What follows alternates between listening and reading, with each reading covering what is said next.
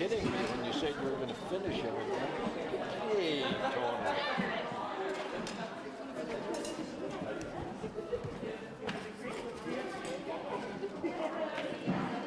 Is this horseradish store? No.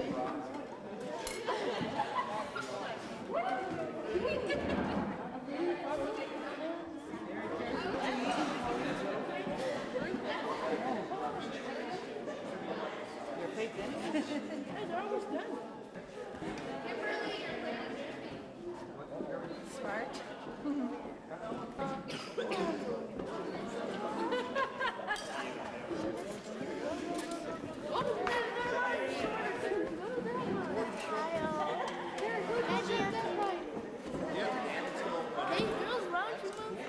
You won't let me be able to see that one. Hey, Krista. Oh, yeah. No.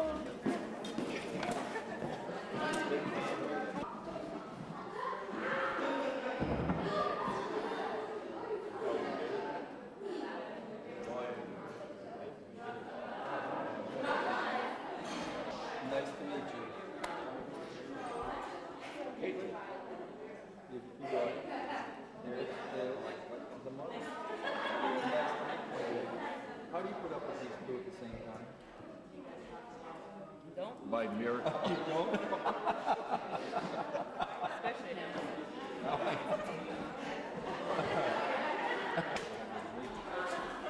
And you gotta get some good job. That place is a job.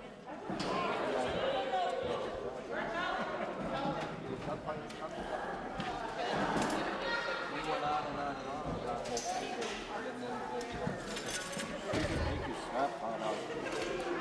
Dump it over about 4 miles out. Whatever comes in, you got to grab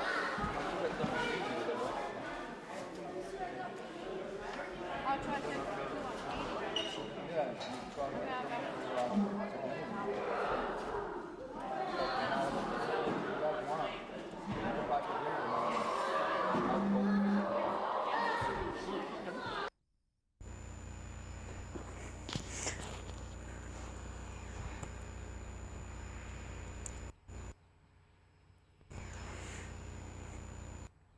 So do you run into a lot of technical difficulties in the field that you have to? That's half the game. So first of all, let me get you to say your name and spell it for me. Buffy Turner, Buffy Turner. All right, and well, in a nutshell, what are you doing up here? Well, we're with World Wildlife Fund, and I've come up from Florida, where we've worked for the last 10 years or so with fishing communities and business interests and others in the Florida Keys to establish marine protected areas to achieve some marine conservation. And we've had such incredible success working with partners like that in Florida that we thought, given the needs in the communities here in the Pribilof Islands, that we might be able to offer some advice and assistance based on the experiences we had in creating marine protected areas and looking at other forms of marine conservation. Okay. Now, a lot of people that depend on fishing for a living get real nervous if you're talking about, any kind of protected area, anything that's going to be off limits. What, with your experience in Florida, well, tell me kind of what happened, how that worked, how you got past that. Well, it's the fear factors, the biggest thing we face.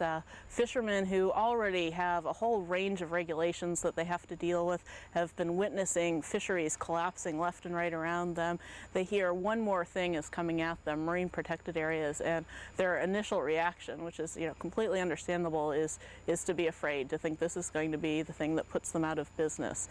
And what we were able to do is over a long, over more than 10 years of working in the Florida Keys community specifically, is really build the relationships with the fishermen to get a feel for what sorts of issues they're facing, what the fishing's like, what they're worried about, where they see hope for the future. And by having built some of those relationships, they were somewhat more open, I think, to hearing about marine protected areas as not something that would harm them, but something, if they participated in it, could actually benefit the fishery and benefit them directly. That was my next question. How does having places where you can't fish benefit commercial fishermen? Hold on for just a second. Yep. You know, it seems like a paradox. You close an area to fishing. How is that possibly going to benefit fishermen? But actually, it's really simple, and it's been shown in more than 100 studies worldwide that if you close an area to destructive fishing practices, the fish that live in that area are able to survive longer, grow much bigger, and most importantly, they reproduce much more successfully. So you've set aside a fairly small area usually, but the resident population in that reserve area is able to help replenish the surrounding fishing grounds. There are no fences out there. The fish don't know where the reserve is and where it isn't. So as the competition for resources gets a little more strong in the reserve area, the fish migrate out into the fishery and are taken up in the fishery. They reproduce and send their offspring, the juveniles, the eggs and larvae, on currents out into the surrounding area that really helps sustain the fisheries that may be in trouble otherwise. Very good.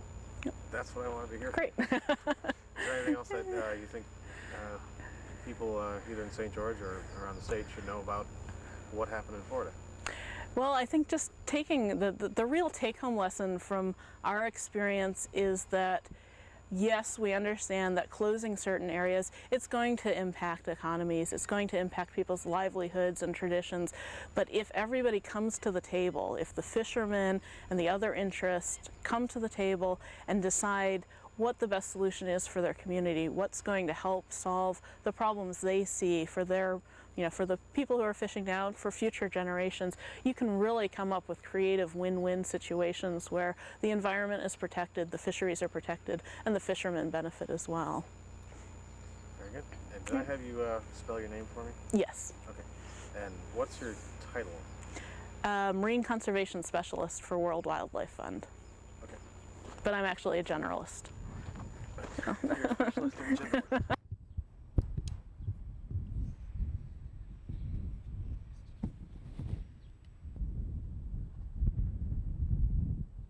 First of all, first question's easy. Let me just have you say your name and spell it for me. My name is Georgia Kashevarof, Kashevarof. All right. And what's your position? I am the tribal administrator. Okay. And what's the correct name for the tribe? I'm probably gonna write this across the screen. It's a St. George Traditional Council. Okay. And well, first of all, what kind of things does the Traditional Council do for St. George? We're a nonprofit organization, and we look out for the welfare and social of the community. We own and operate our clinic and the local store, and we also operate our cable system. Okay. For someone that's never been here before, what's it like to live on St. George? It's a beautiful place. It's nice and quiet. The children just play around. They don't need supervision in the community, as to where in the city you have to keep track of where they are. Everybody else watches over everybody else's kids up here. It's a safe environment. And as far as the economy out here, there's definitely some problems. Talk a little bit about what are some of the ways people get jobs out here, and what are some of the things that are missing? Basically, after the opilio season not happening up here in the Pribilofs, the economy has been down. We're down, like, I think we have pretty close to 65 to 80% of unemployment, and the Traditional Council just recently got an application approved through Food Bank of Alaska to help a lot of the unemployed people. So that says a lot for us where we are right now. Now, working in your position, do you see anything in the future that would be the solution or solutions? Right now, working with all entities and trying to come up with a economic development plan to see what we can do for this community. If nothing happens with the opilio season, we need to look elsewhere to bring the income in. Okay. And just so I'm clear, you have to forgive me, the opilio season, what is that? Oh, that's the crab. Yeah. Yeah, now tell me what happened with that. I've heard briefly that, for a while it was going great, and then it crashed. Yeah, there's not enough crab out there, I guess, with, I don't know.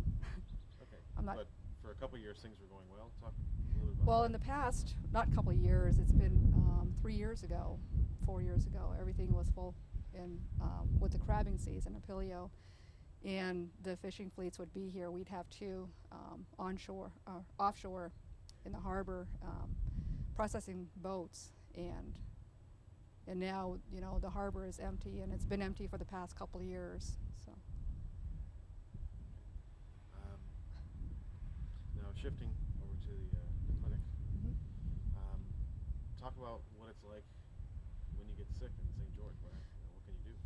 Right now, the community has been run by a community health aide practitioner, and we have been seeking the past 2 years for a full-time PA, physician assistant, and we're still trying to secure, if not a physician assistant, a nurse practitioner, RN, registered nurse, to cover our clinic, and it's been pretty hard trying to have services for the community. Now, 2 years is a long time to be trying to fill one position. What are some of the problems that you're running into? We're so isolated. A lot of the people have a problem with being isolated in a small island, as we are an island of only 135 people, and transportation to and from Anchorage is, you know, pretty far because we have to fly by a small plane, and they're just used to just jumping up and going someplace. And Now, you've got some new equipment that's been ordered, from what I understand, or tell me the status of the new equipment that's coming in. with telemedicine, the Traditional Council now is still working with Afghan to get our telemedicine up and running this fall in September. And we had a computer equipment on order we received a couple years ago, and still trying to secure a person in the clinic to operate the clinic for us and to get them out there and trained. I think it's very important that to have telemedicine, because it's hard to get the doctors in the community, and to have them evaluate over telemedicine will be a great plus for the people. And some of the money for this, a little chunk of it came from the Dowling Commission. How did that come together? That we worked closely with Pribilof Islands Association and Afghan, who helped us to get all these funds. Okay. And in your experience, were the Dowling Commission folks receptive and easy to work with? They have been with me. I've worked really close with them and had no problems. Okay. What does it mean for a community like this to be able to have, you know, I mean, it's expensive technology, but to be able to have that in place, what do you think it'll mean? The security of knowing what's going on with them, then having to wait to hear from the doctor. If they see on hand through the telemedicine what's going on, then I think the patients would be more at ease in to get their answers right there and then instead of waiting. Okay.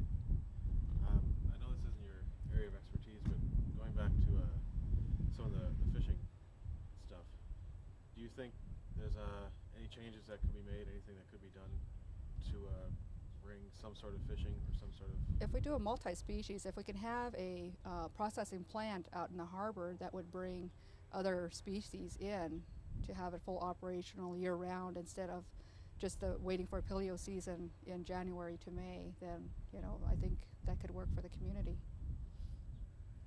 And you've been here your whole life? Born and raised, and been working for the Traditional Council for 17 years. And you plan on staying around?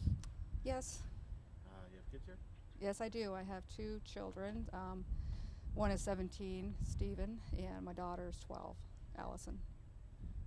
What are your hopes for them? My hopes for them is to go off to high school, go to college, and then if they want to come back, you know, I encourage them to come back and make a difference in the community, or, you know, because I let them know I'm not going to be here forever, and, you know, if they could come back and take our positions and do more with this community to make it grow. Very good. Is there anything else that you think folks should know about St. George or about the clinic or fishing or anything that we've talked about? No, we're just a beautiful small community, and everybody's close with each other, and we'd like to see change and growth in our community, and hopefully we can get that going and get our economic state up there, you know.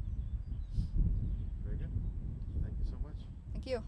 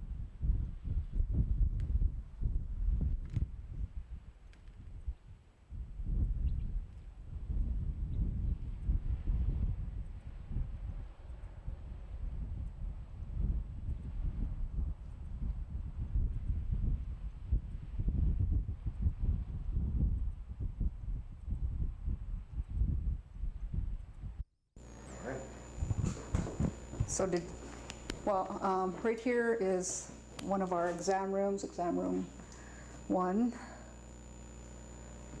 And this one here is our exam room 2.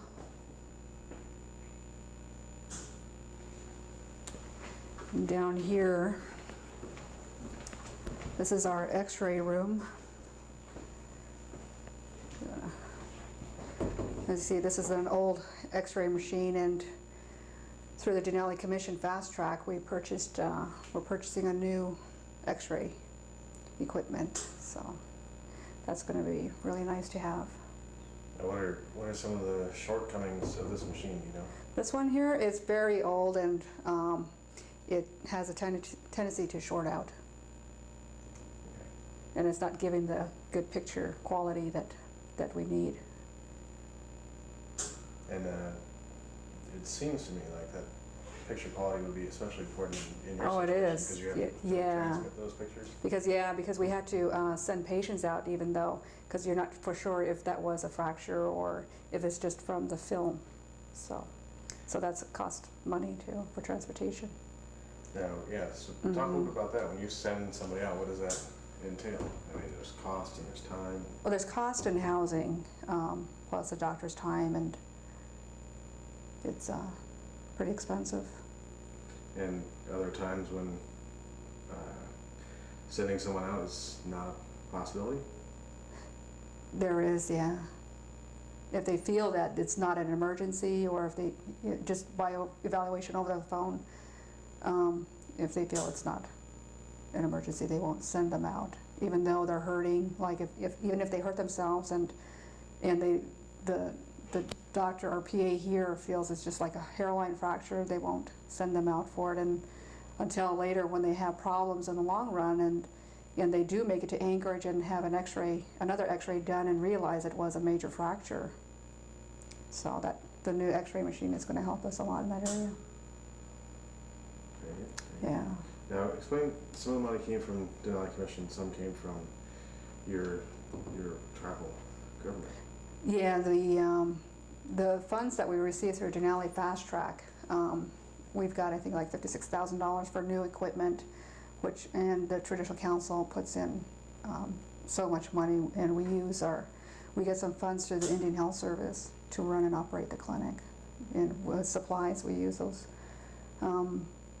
We just renovated our clinic, trying to get it ADA specs, and getting the new equipment here is making our clinic a more operational and up to date. And explain to me, I mean, I know a little bit, but explain to me how the Fast Track program works with that Commission. I'm not really. Not really sure. No, I can see it. no. Anything like this, we cut right out. Yeah. Yeah, that's just fine. No. But you're able to get the money fairly quickly. Yeah, we got all the funding from them a couple weeks ago, and everything is on order. Very good. So we should be receiving everything soon. Very good. Yeah. Let me get a couple shots in here. Mm-hmm.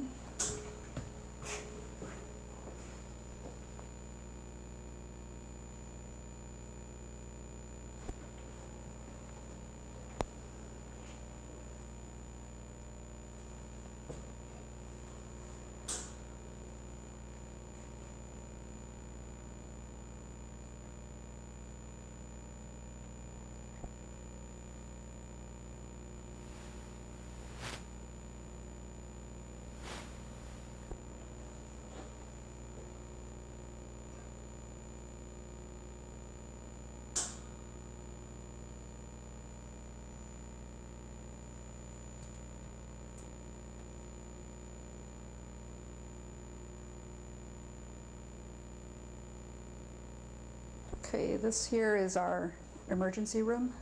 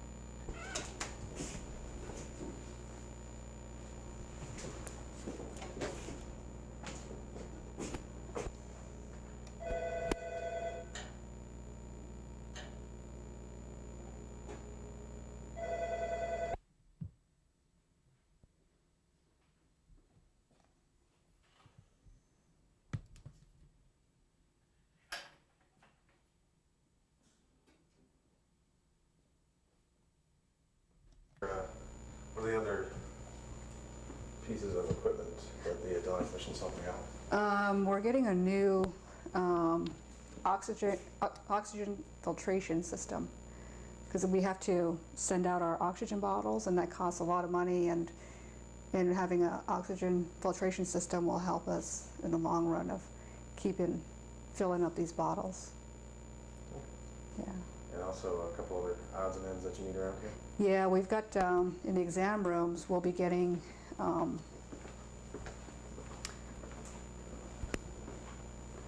well, we always use the blood pressure cuffs, and we'll be getting a new wall-mounted blood pressure cuff, automatic, and replacing our ear and